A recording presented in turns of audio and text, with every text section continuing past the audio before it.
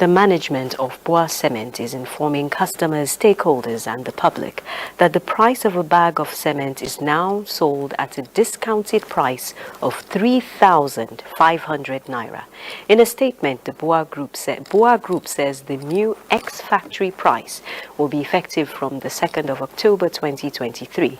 This follows an earlier pronouncement by the group of reducing the price of cement upon completion of their new lines at the end of the year to spur development in the infrastructure and building materials sector.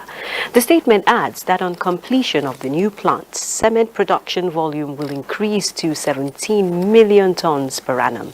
The BUA Cement Plc also intends to review the price further by the first quarter of 2024.